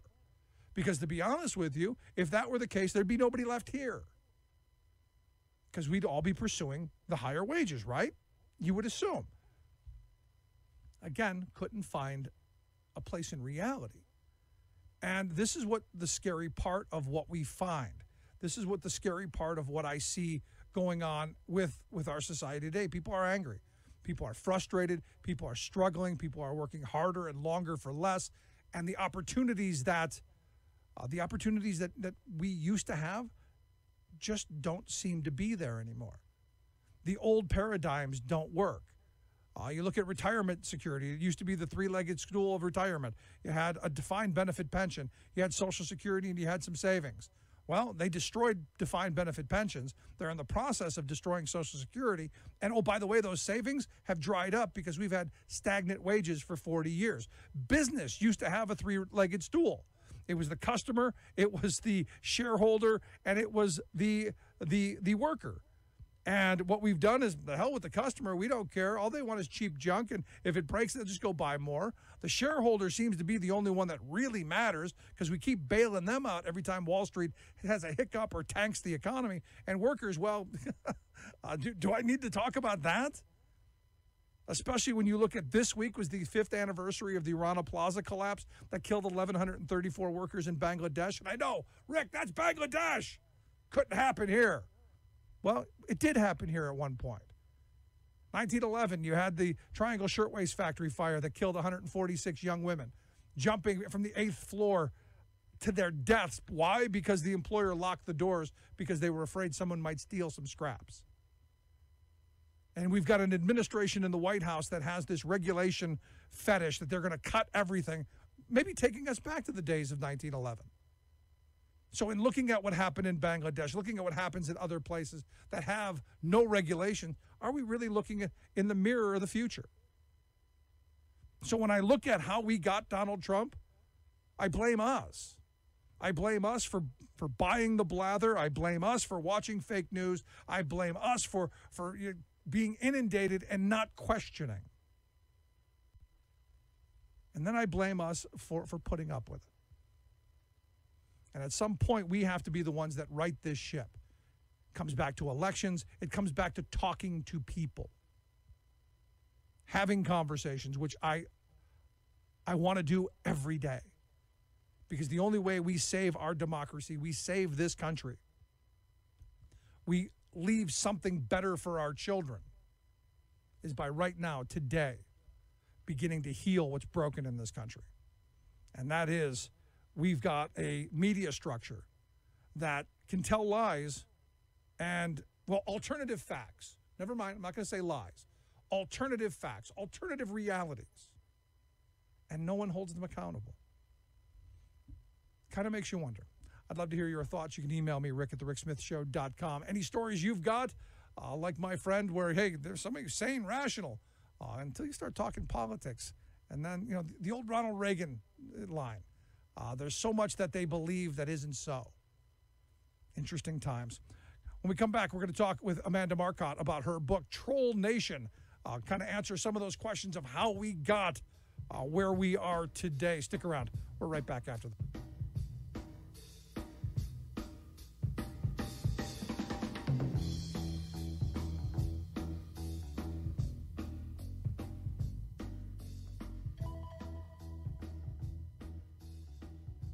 Welcome back to The Rick Smith Show. Check out our website, thericksmithshow.com. So as we've been talking about, you know, I look at just how crazy the Republican Party has gone, and really, you know, how I would argue how far we've gone as a society. And here to help maybe explain some of how we got where we are, how we ended up with Donald Trump in the White House, and, well, maybe where we're going to go, or, hey, how we fix it. I've asked Amanda Marcotte to come talk with us. She's a writer over at Salon. Also has written a new book, Troll Nation. Amanda, thanks for taking time for us. Thanks for having me. So, you know, I get this question all the time. How did we end up with the Marmalade Mussolini in the White House? You know, how did we get to this point? You've got an answer.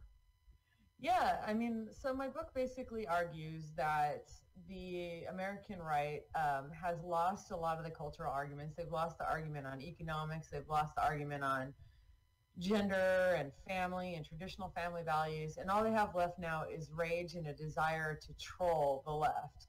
And so they nominated Donald Trump to be their nominee for president, not because of any offer, but because he was the best troll, the best candidate for just angering the left. Yeah. No, I mean, you know, I can't tell you how many times I heard people say, well, I voted for him because we need to shake things up, or if, you know, if everything's going to go down in flames, you know, he's going to make it happen faster. There are a whole bunch of reasons outside of he's actually going to make things better. Yeah, and it's that sort of nihilism that I find so fascinating and made me want to really write a whole book about it. And when I did, I started to really kind of dig into the way that right-wing media and culture generally has been, you know, fostering this attitude for decades now. If you turn on Fox News or Rush Limbaugh or go to Breitbart, all you ever see nowadays is this sort of hateful, vicious vindictiveness on the right. You know, I talked about at the beginning of the program, I consider him a friend. He was a good guy. He was someone who, you know, while I was away, helped my wife out a couple of times, but a rabid right-wing Fox viewer, you know, listened to, you know, morning to night, all of the right-wing blather, and internalized it because it's all he heard. And I look at him and how it was all about, you know, those people. They're getting something that I'm not getting, and I'm paying for it. And it was this kind of divide and conquer that the right really, honestly and truthfully, masterfully, you know, stuck into his ears 24/7. Yeah, and today, as we're recording this, the New York Times has a piece up. Another study has come out that I think really gets to this, where they found that despite all the claims otherwise, it was not economic insecurity that drove the Trump election, but it was the sense of a lot of white Christian conservatives that they have lost the culture war and they're just angry and resentful and want to lash out. And I think that it's nice to be backed up by science, but I will point out that my book was written long before that study came out. So, I mean, it is the race then. I mean, because I was saying, look, this was a natural, honestly, this was a natural reaction to the black guy in the White House for 8 years. Yeah, I mean, I think we can't underestimate that. and I write about this a lot in the book, but like it's important to remember that Donald Trump really became a political figure when he became the like number one birther, right? He had tried to get into politics multiple times before. He ran for office, I think, twice before, and it never went anywhere. But then when he started going on TV and claiming that Barack Obama was not born in the United States, all of a sudden he became a right-wing darling. And that basically boosted him into the presidential nomination. And I think that's relevant because birtherism is just a racist conspiracy theory that is meant to sort of not just troll Barack Obama and everyone who voted for him, but like any Black American that thinks they should be treated as equal in this country. It's basically giving them the finger. Yeah, and they for all those years they did that, and it's interesting that someone would vote for this guy. I mean, I'm still struggling with the reality of, I get it as kind of a goof, but to actually want to run the country, or as he's been doing, kind of running things into the ground, it's really just mind blowing to me. Yeah, I mean, it's one of those things where the destructiveness, I think, comes from, it's a temper tantrum, right? If they can't win, then they will make sure that if they can't win the fight, then they're going to make sure that there's nothing left to win, right? If liberals are going to prevail in sort of the arguments about what this country is, what it means, what our values are, they're going to destroy this country rather than let us have it. It's really that ugly, I think. Yeah, I'm with you. That scorched earth mentality. But you brought up the evangelical Christians who, I always thought were kind of the moral compass of the country, and they live by the Ten Commandments and all that stuff. And yet I look at the person that they're backing, who seems to have broken all of them, and yet overwhelmingly they still support him. Yeah, I mean, I think that it really has pulled the wool off a lot of our eyes. I mean, I was a little more skeptical, I think, of evangelical Christians than you, but even I think, was shocked at how willing they were willing to go with him. And I think what it proves is that white evangelical Christianity has never really been about morals or values. It's always been a white national identity politics, right? I've always said it's a cult, but yours is just as good. Exactly. Yeah, and I think, their notion from family values is really not about family values. It's not about the sanctity of marriage or anything like that, but just sort of this male domination of women. And while Donald Trump has no family values, he definitely agrees with them on male domination of women. Yeah, good point. So let me bring this back to the media, because we're in this day and age. It's always been my statement that you can travel across this country and right-wing blather is everywhere. This pro-corporate message, this anti-worker, anti-government message is always in your ear. And we've almost trained a generation to create what I would say, Trump is the shock jock, talk radio president. We've created him. And it's been, 40 years in the making, but because of this training, we now have what people seem to have wanted, which is, again, kind of scary to me. Yeah, it's terrifying. It's one of those, unknowable questions of chicken and egg. Like, did talk radio create this attitude, or did it sort of fuel it? How did it go? My thought is, I think their audiences do feel this sense of loss of the culture and of control and of domination, right? But talk radio gives them somebody to blame, liberals. And I would say that I think we would be, it's important to remember how much value and importance propaganda has, especially in sort of breeding this kind of hatred. I mean, we've seen this in other societies. We've seen it in, the Rwandan genocide, for instance, was fueled by a lot of radio broadcasts. So, I really don't think we should underestimate how dangerous that kind of nonstop propaganda can be. Right. And the coordination that's behind it, because look, I know a lot of people who are on the right, who do this job, and the resources that they get from one think tank after another. You look at the entire State Policy Network, that creates their alternative facts and alternative narratives, and basically hands them not just their argument, but the counter arguments and talking points. It's really, you got to give the right credit. They have done a masterful job in creating a propaganda network that I think even Goebbels would go, wow, nice job. Yeah, and I agree. And I also want to emphasize though that their audiences choose this. I mean, we cannot underestimate that. Time and time again, studies show that liberal audiences enjoy taking in liberal media of the kind that you and I both create, right? I work for Salon, you have your radio show, but they also read the New York Times and the Washington Post and listen to NPR. So liberals are more likely to have a diverse media diet, whereas conservatives tend to stick only to propaganda. No, I'm with you, but I would argue that there isn't really a choice out there. I listen to conservative talk radio all the time because it's the only thing that's on the dial in our area. That's a really good point. And it's, I think, something that's a lot underestimated because a lot of people on the left do not listen to the radio for long periods of time.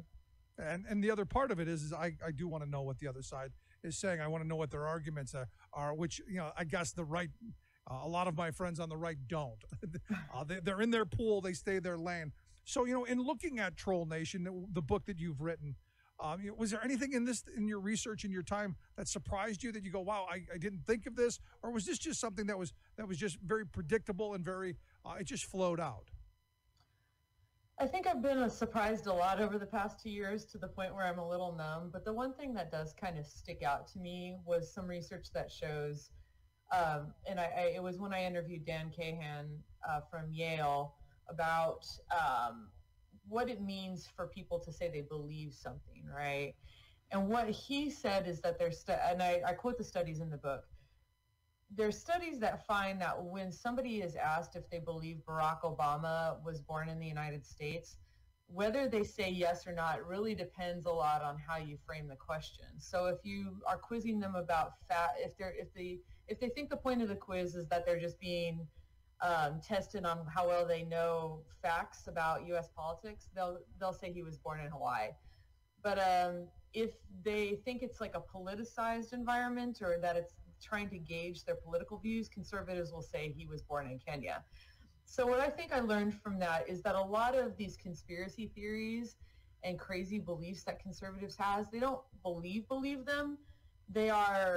It's a tribal thing. It's about showing their identity and their political views and trolling liberals, essentially. Are we in second grade? I mean, didn't peer pressure go away when you were maybe out of high school? Yeah, I mean, it's a tough one. I think that there's a lot of anger on that side, and I think it justifies in their mind, childish behavior like that. Yeah, and speaking of childish behavior, what I started with at the beginning of the program, because during our radio show, when we had you on, I had a bunch of people asking questions and reminding me of things, and someone had reminded me of the 2004 election with John Kerry and the people running around with Purple Heart Band-Aids. Oh, and, yeah. And, I go, again, these are people who, pro-military, they're, or at least they claim to be until they're not. And it's just this weird dynamic that you could take someone like Kerry, who was a war hero, was awarded, multiple medals and I think 3 Purple Hearts, and they're running around with Band-Aids demeaning, basically everything they claim they stand for.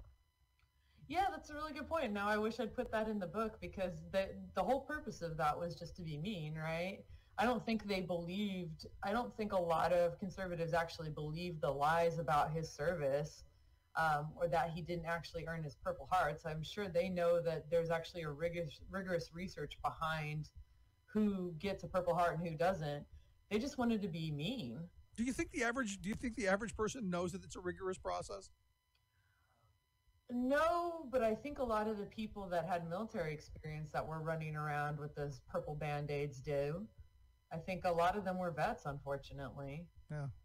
So let me ask you kind of last line of questioning, because, we've kind of talked about, where we are. We kind of talked a little bit about how we got here. Where do we go? I mean, at the end of this, I don't know that as a country we can continue to be ripping each other apart and shouting platitudes past one another. At some point, we have to be able to talk to each other. And I know the internet gives us this ability to, in an almost anonymous way of, saying some of the most vile, hateful, hurtful things. Is there a way forward? Is there a way for us to, to come back to some bit of reality? Because look, I guess I'm a little bit older. I remember when there were some some facts that we all agreed on. There were some commonalities between all of us. It seems now the alligator jaws are just getting wider and wider until eventually they snap on our behind and cause real damage. Yeah, no, I mean, the sad and scary thing is that there's not necessarily a point. There isn't necessarily anything we can do to sort of make conservatives behave better, right? I really wish that there was, but unfortunately, history shows unfortunately, these kinds of ugly nihilistic movements spiral completely out of control. I mean, how many governments have risen into like actual fascism over time? So I want to really emphasize that the danger here is not minor and that people should not underestimate it. As for what the left can do, my advice in the book, and just generally I repeat it over and over, is we should spend less time worrying about trying to get conservatives to listen to us, because that they are autonomous people. They're going to do what they want and they're going to think what they want, and we can't make them not do that. Right. But what we can do is we can organize better. We can get our side to really get out in the streets and get into the voting booths and open their wallets and knock on doors. And I think that can be very effective. So you're basically saying, the people on the far right, they're fives, let them go. You're never going to move them to sanity. Yeah, and if they come to sanity, it's going to be their own choice, a reaction to something in their lives or in the political environment. It's not going to be, you can't argue people into reason. I mean, there's a saying that you can't reason people out of a position they didn't reason themselves into, right? Yeah, that's a good point.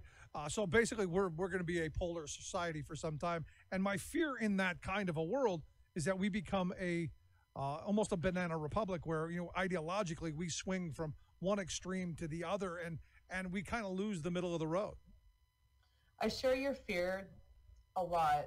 One thing that gives me hope is I don't see any evidence that the Democrats are becoming anything like a mirror image of the Republicans. They seem to be, by and large, still a party whose leadership is not corrupt, is not doing weird ideological nonsense, is not pandering, that they're still oriented around policy and still good governance. Well, the hope is that maintains, and we move somewhere back this November towards righting the ship, and in 2020 maybe taking us back to somewhere near, I don't even want to be north of the sane line, just somewhere near it would be okay with me for now. But Amanda, great book. I appreciate you taking some time for us. I hope it does really well. Thank you so much. Good stuff, Amanda Marcotte. Again, you can pick up her book. Amazon has it. It's all over the place. We'll get a link at thericksmithshow.com of how you can check out Troll Nation. Highly, highly suggested. Let's take a quick break. Right back after this. Stick around. You're listening to The Rick Smith Show.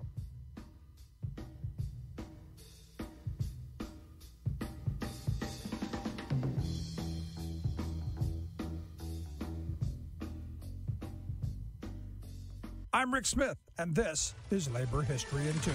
On this day in labor history, the year was 1866. That was the day known as the Mechanics' Institute Massacre. Black and white Republicans in New Orleans called a constitutional convention to consider voting rights for African Americans. It would be another 3.5 years before the ratification of the 15th Amendment. Freedmen, many of them Civil War veterans, gathered at the Faubourg Marny and proceeded to march to the convention held at the Mechanics' Institute on Canal Street. Just before they reached the Institute, black Republicans were confronted by a mob of white Democrats, ex-Confederate soldiers, and police determined to prevent blacks from attaining any semblance of civil or political rights. The delegates were able to momentarily beat back the mob and reach the Mechanics' Institute. But the racist mob charged again and started shooting. By the time it was over, at least 50 mostly black Republicans were shot dead in the street. More than 200 were seriously injured. Historian Justin Nystrom notes that it was an absolute massacre.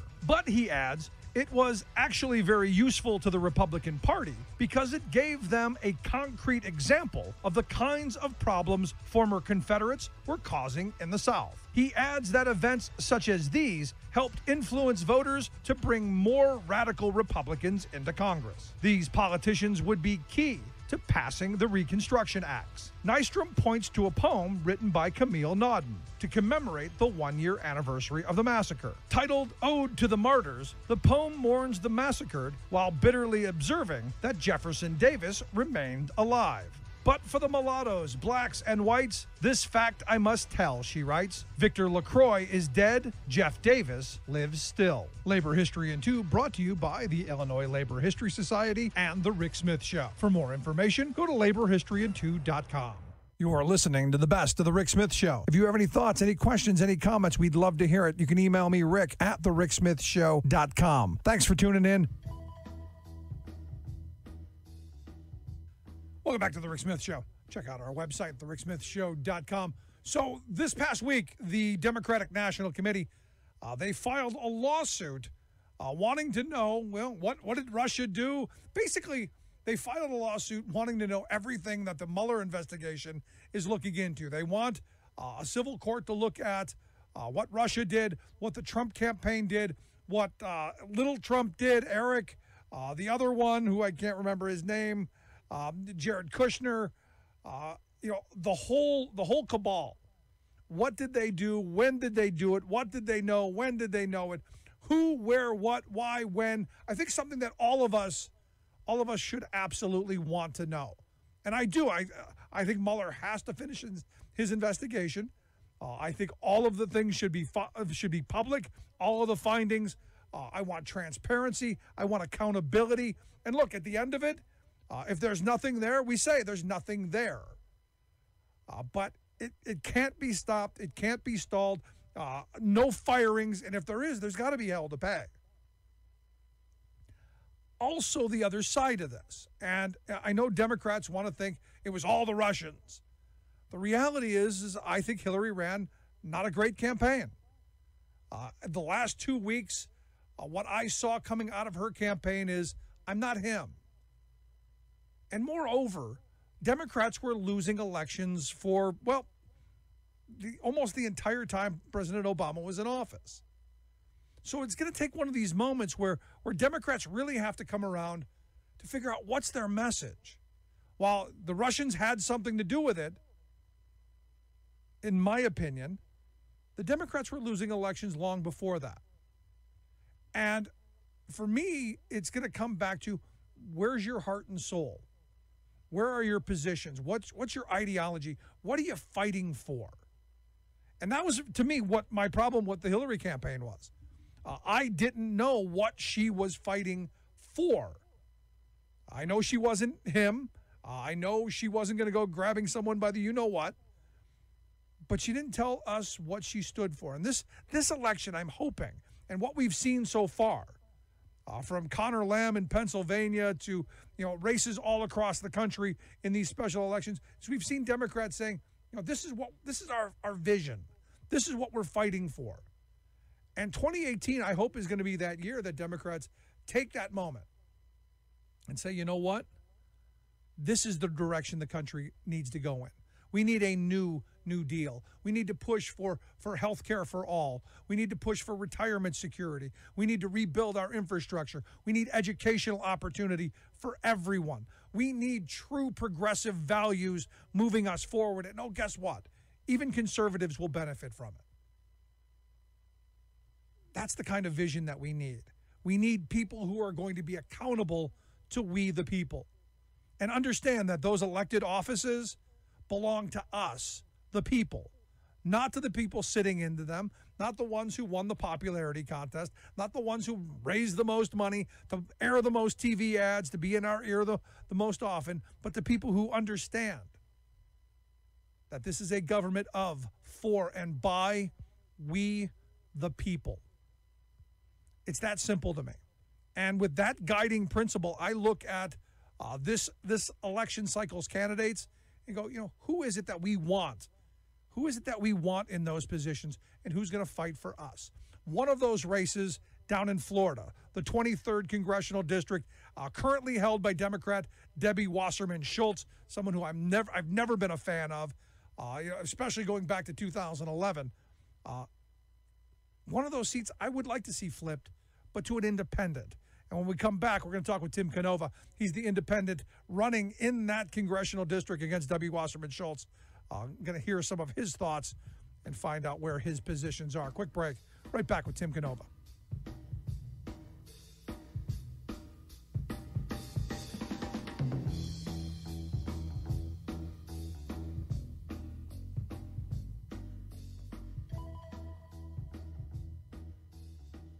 Brought to you by the Amalgamated Transit Union, the largest labor organization representing 200,000 transit workers in the United States and Canada. The ATU works to promote transit issues and fights for the interests of its hardworking members and riders.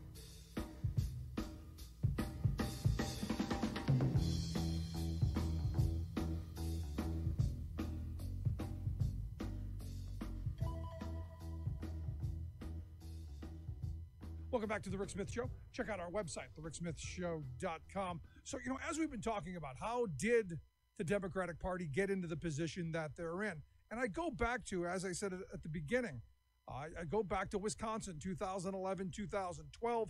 The Democratic Party just not anywhere near willing to take up the fight in Wisconsin. In fact, Debbie Wasserman Schultz, the head of the DNC, actually on TV said it's not a national issue. It's a Wisconsin issue. And my head virtually exploded at that time, which is why I was glad to see her go in 2016. And it would be, in my view, good to see her go in 2018. And here to talk about his campaign, running to do just that, send Debbie Wasserman Schultz into the private sector. I've got Tim Canova. He's an independent candidate for the 23rd district there in Florida. Tim, thanks for taking time for us. Thank you, Rick. It's wonderful to be with you. So, I go back to this moment. And, 2011, we're sleeping on the marble floor in Wisconsin of the state capitol. Scott Walker's ramming through Act 10. They're beginning what is the entire No Rights at Work agenda. And yet, Debbie Wasserman Schultz, the DNC, President Obama, the entire Democratic establishment, it was silence. It was not just silence, it was complete silence. This Democratic Party and that leadership that Wasserman Schultz was part of, and that really is still in place, has not had their finger on the pulse of the American people for a long time.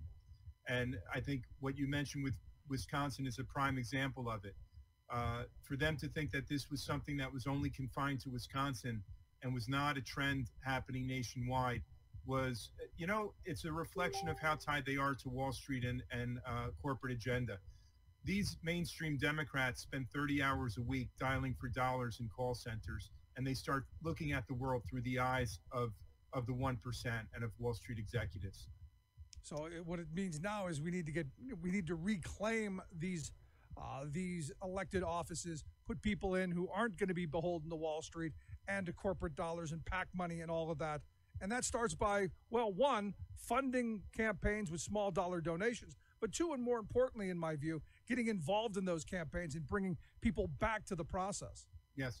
Well, we ran against Wasserman Schultz in 2016 in the Democratic primary, and we were very successful in raising money that year in small donations online. More than 200,000 times somebody in this country went to their computer and donated an average of $17 to our campaign at timcanova.com. And we used that money to build up a very big grassroots army. We had 4 field offices, we had hundreds of volunteers, and we came very close to unseating Wasserman Schultz. This time I'm running as an independent. It's more challenging to raise money just because folks aren't paying as much attention to the election cycle as they did in 2016 in the presidential election year. But in just the past 3 weeks since announcing I was running as an independent, we've seen a big upsurge in small donations online, again, at timcanova.com.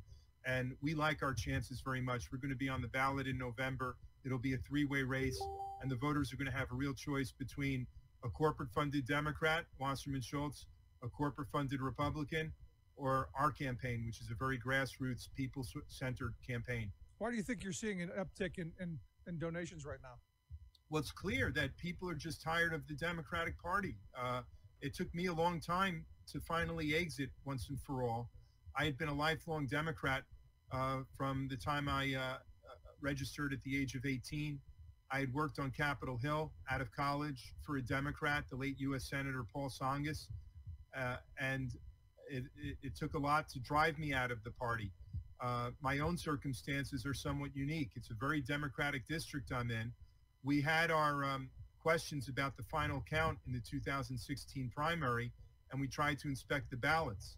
We were forced to sue just to enforce our inspection rights under Florida law.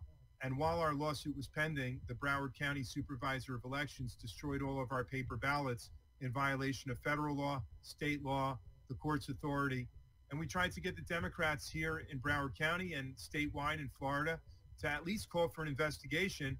And the silence was deafening. And, you know, their silence was deafening at the same time that you take a look at this younger generation of millennials and younger, and they're anything but silent. They were very active last year in the Bernie Sanders campaign. They're active now in the wake of the Parkland shooting, school shooting here in Florida. They were active, the Gen Xers, the millennials and younger. They were even active as far back as Occupy Wall Street. So most of those folks are independent voters. When you take a look at the millennials and younger, 70% of them are non-party affiliation. So I thought, why stay in a closed Democratic primary where they seem to be fine with the destruction of paper ballots? It doesn't bother them in the slightest.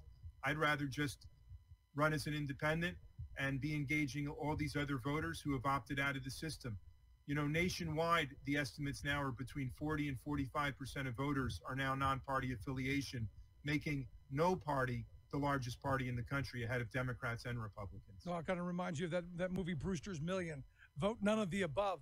So you know, let's talk about some of the issues that you're running on. I mean, because you know, at the end of it, I like to believe that we vote for people on their positions. I like to believe that we vote for their vision for the country, and we just don't care if there's an R or a D behind their name. Even though I do live in the real world and understand for a lot of people that does matter. What's your number one issue? What's that issue you die on? Well, election integrity, political integrity has got to be the top issue these days. When we have so little faith and confidence that our ballots are even being counted, when corporate money is corrupting the system, people are losing faith. And I think the biggest issues now are not Democrat versus Republican or left versus right. It's corruption versus integrity. So our campaign stands for election integrity, which means we want 100% paper ballots counted by hand in public and reported at the local precinct level right away, the way it was for 200 years in this country. The electronic voting machines are a disaster. Anyone can hack into them. It's not just foreign powers that can hack into them. So we need real election integrity and political integrity. That means getting corporate money out of politics, overturning Citizens United. Aside from sort of those political process types of issues, which I do think are paramount, what would I do when elected? I've been for a Jobs for All program really my entire adult life.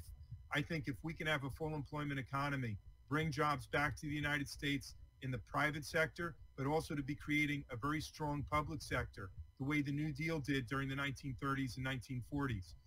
The federal government should take the lead, even in subsidizing local school teacher salaries. We need better paid teachers, a lot more of them, smaller class sizes. That's more important than the federal government trying to set standards for nonstop testing of students. So I think jobs for all, Medicare for all, those types of progressive policies that I always say it's not progressive if it's not progress for all, if it's not helping everybody. Otherwise, it's just the same old trickle down. Right. No, you're absolutely right.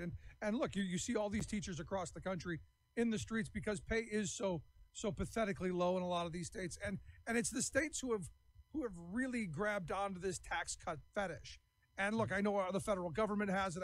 There's an entire political party that's you know, not even closeted anymore. Everything's about cutting taxes, and you know, Democrats as well. They're another one who on the tax cut fetish a lot of times. How do we begin to push back on that and say, look, you know, when we were under the tax code of a good socialist president like Dwight David Eisenhower, we invested in roads, we invested in bridges, we invested in education, we invested in the future of the country, and oh, by the way, weren't massively in debt year after year after year and running deficits off as far as the eye can see. A lot of these deficits we're running are what we would call passive deficits. When you've got so many millions of people who have fallen out of the labor force, discouraged workers who have stopped looking for jobs, or people who have very low-paying, stagnant jobs They've got 3 or 4 part-time jobs, consulting jobs when they want full-time jobs, or they're driving for Uber. That's a lot of underemployed and unemployed resources that aren't paying taxes anymore. So the deficit is more a symptom of the problem rather than a cause of the problem. I think we have to make the argument, as you're saying, that you look at American history, whether it's Franklin Roosevelt or Dwight Eisenhower, that whole New Deal tradition, when we built up the infrastructure of this country, and we had a national infrastructure bank. It was called the Reconstruction Finance Corporation. Today, the United States is one of the few major countries of the world that doesn't even have a national infrastructure bank.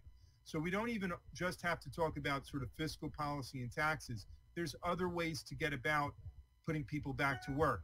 Use the Federal Reserve for a quantitative easing program for Main Street, not just for Wall Street.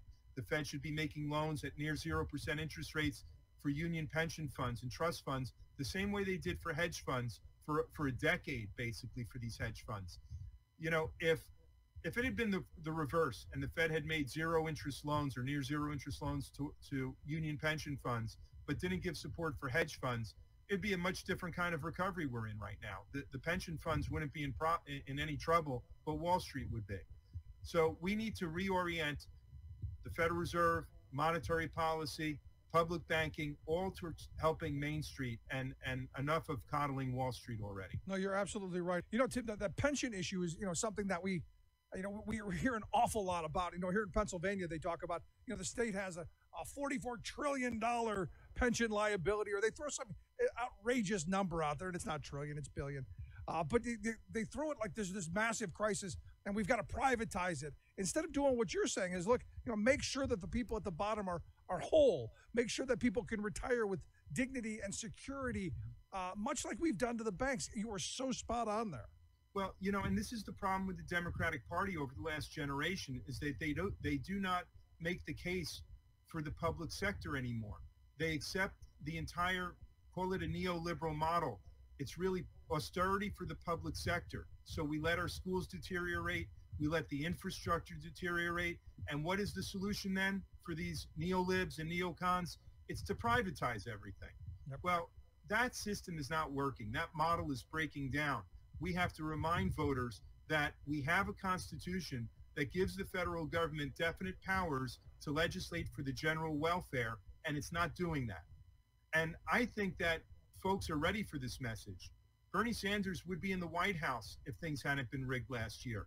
The majority of the American people are way out front ahead of the elected class of politicians, because those politicians are really in the pockets of big corporations. They're not with the people anymore. Yeah, I'm with you on that. Let me ask you last line of questioning, because you brought the New Deal up a moment ago. And for me, we need another New Deal type labor policy. You brought up Uber. You look at the gig economy that's coming. Automation is coming, going to cause a raft of job loss.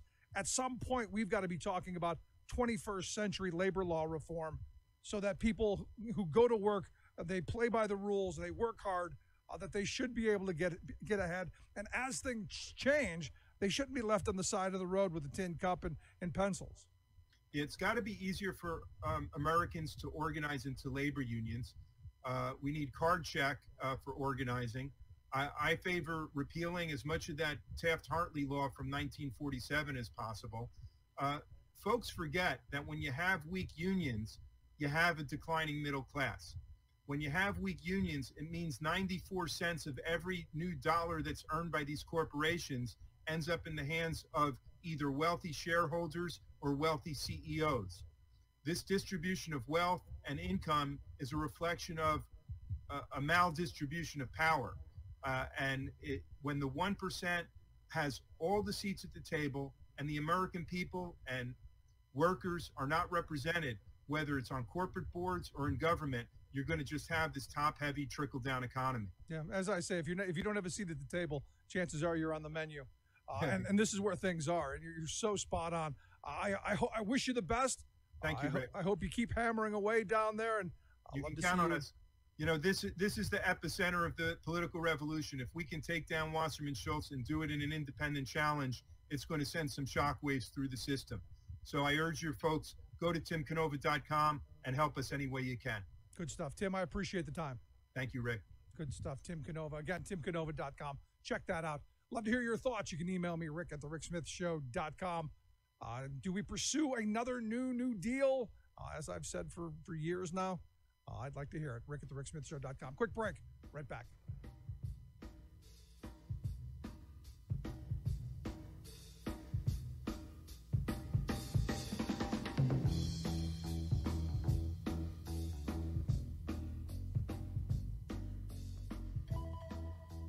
Welcome back to The Rick Smith Show. Check out our website, thericksmithshow.com. So this week saw the 5th anniversary of the Rana Plaza collapse in Bangladesh, a tragedy that killed 1,134 garment workers, injured hundreds more in what really honestly and truthfully could have been prevented. Here is a situation where they had a building that was built for 5 floors. Eventually, they decided, you know what, we need a little extra space. So they built another 3 floors on top of this building and put really heavy vibrating machinery in it and extra people and extra weight. And not surprisingly, it collapsed. And to me, this tragedy, 1, could have been avoided, but 2 is another sign of what happens when you deregulate everything. When you have the wild, wild west of regulation. Because I know the right loves to say, you know, they got these job-killing regulations. I often ask, what about the people-killing lack of regulations?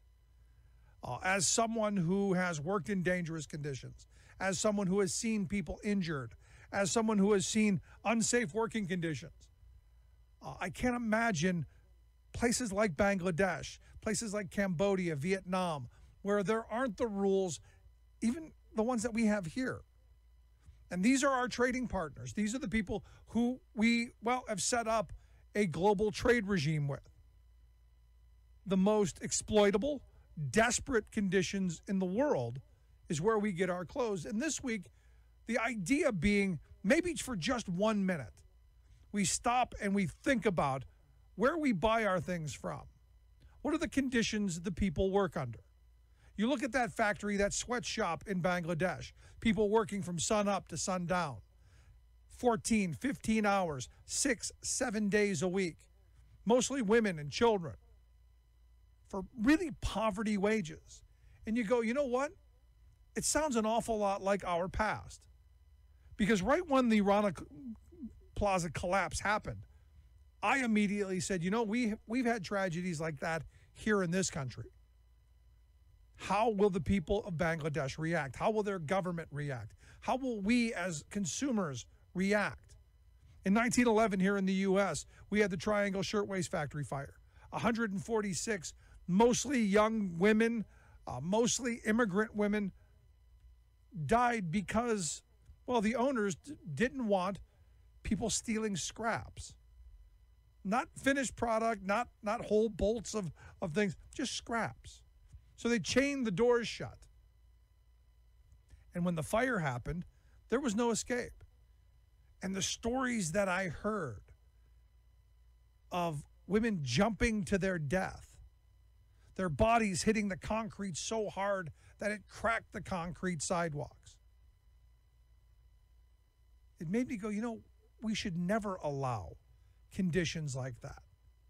We should never allow desperate and exploitable workers in this country, which is why I am so passionate about people's right to join and form unions. In Bangladesh, you have very weak organizing rules. In fact, almost impossible. Here in the U.S., we still have some legislation that allows for organizing, but it's incredibly difficult. For me, the idea of having that voice on the job maybe makes you realize that you don't have to walk into a building that you know is going to kill you. And this Rana Plaza building, which collapsed in 90 seconds, the people knew. They walked in knowing that that building could collapse. They walked in knowing that their lives were in peril. They walked in knowing that that building could kill them. And 1,134 of them did lose their lives. But you know what else they knew? They knew they didn't have the power to say no. And that's what I hope people will remember. And that's what I hope people will think about. I'd love to hear your thoughts. You can email me, rick@thericksmithshow.com. Thanks so much for tuning in. We'll see you back here next week.